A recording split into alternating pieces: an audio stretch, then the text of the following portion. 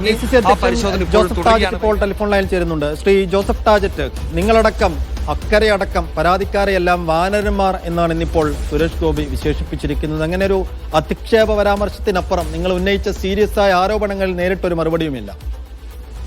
അതായത് അദ്ദേഹം ആ പ്രശ്നത്തിൽ നിന്ന് ഒളിച്ചോടാൻ ശ്രമിക്കുകയാണ്. പിന്നെ വാനരന്മാരെന്നൊക്കെ വിളിച്ചു ഞാൻ കേട്ടിട്ടില്ല, ഞാൻ പുറത്താണ്, പള്ളി കഴിഞ്ഞിറങ്ങിയിട്ടുള്ളൂ. പക്ഷെ എനിക്ക് തോന്നുന്നത് അദ്ദേഹം എന്താ അങ്ങനെ സംസാരിക്കുന്നത്, അത് തൃശ്ശൂരിനെ മുഴുവൻ അപമാനിക്കല്ലേ. തൃശ്ശൂർക്കാരെ തെരഞ്ഞെടുത്തൊരു ജനപ്രതിനിധി ഇത്തരത്തിൽ ഒക്കെ വാക്കുകളും പ്രയോഗങ്ങളൊക്കെ ഉപയോഗിക്കാന്ന് പറഞ്ഞാൽ വളരെ മോശമാണ്. തൃശ്ശൂരിനെ അപമാനിച്ചിരിക്കുകയാണ്. അത് തൃശ്ശൂർക്കാര് തന്നെ അതിന് മറുപടി കൊടുക്കട്ടെ എന്നുള്ളതാണ്. അതായത് ഞാൻ മാത്രമായിട്ട് മറുപടി കൊടുക്കുന്നത് ശരിയല്ല. അത് അദ്ദേഹത്തിന്റെ പ്രയോഗം വളരെ തെറ്റായി പോയി കേടകരാണ്. മറ്റു കാര്യങ്ങളിൽ നിന്ന് നമ്മൾ പറഞ്ഞൊരു കാര്യം, 11 പേരെ അദ്ദേഹം തെരഞ്ഞെടുപ്പിന് മുൻപ് വോട്ട് ചേർത്തുന്നു, തെരഞ്ഞെടുപ്പ് കഴിയുന്നു, വീട് വിൽക്കുന്നു, പോകുന്നു. അതിൽ അധാർമികതയാണ് ഞങ്ങൾ എടുത്ത് കാണിച്ചത്.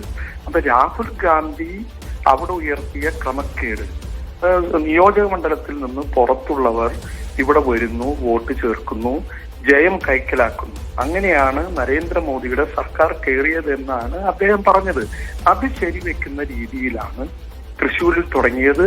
അത് തുടങ്ങിയത് പിന്നെ നിർഭാഗ്യകരം എന്ന് പറയട്ടെ ശ്രീ സുരേഷ് ഗോപിയാണ്. നമ്മൾ തെരഞ്ഞെടുത്ത നമ്മുടെ MP ആണ്. അദ്ദേഹം ഒരു പാർട്ടിയുടെ പ്രതിനിധി മാത്രമല്ല, ഇവിടെ ജനങ്ങളാണിത് പരാതി പറഞ്ഞത്. നിങ്ങൾ ഇങ്ങനെ ചേർത്തു, നിങ്ങൾ പോയി, ഇങ്ങനെ എല്ലാ ഫ്ലാറ്റുകളിലും ക്രമക്കേട് നടന്നിരിക്കുന്നു. ജനങ്ങൾ ആവശ്യപ്പെടുമ്പോ അതിന് ജനങ്ങളോട് മറുപടി പറയാൻ അദ്ദേഹം ബാധ്യസ്ഥനാണ്. അദ്ദേഹം ഞങ്ങൾ തെരഞ്ഞെടുക്കപ്പെട്ട ഞങ്ങളുടെ ജനപ്രതിനിധിയാണ്. അതിന് അദ്ദേഹം മറുപടി പറഞ്ഞേ പറ്റൂ. അത് അദ്ദേഹം സുപ്രീം കോടതിയുടെ അല്ലെങ്കിൽ മറ്റുള്ളവരുടെ ഒന്നും തലയിലിട്ട് പോകുന്നത് ശരിയല്ല. അദ്ദേഹം ചെയ്ത ഒരു ആക്ടാണ്, അദ്ദേഹത്തിന്റെ പ്രവൃത്തിയാണ് ഞങ്ങൾ ചോദിച്ചത്. അതിനെക്കുറിച്ച് അദ്ദേഹം പറയാൻ അദ്ദേഹം ബാധ്യസ്ഥനാണ്. അത് പറഞ്ഞില്ലെങ്കിൽ ആ ക്രമക്കേടിനെ അദ്ദേഹം ശരിവെക്കുന്നു എന്നുള്ളത് തന്നെയാണ് തൃശ്ശൂരിലെ ജനങ്ങൾക്ക് മനസ്സിലാവുന്നത്.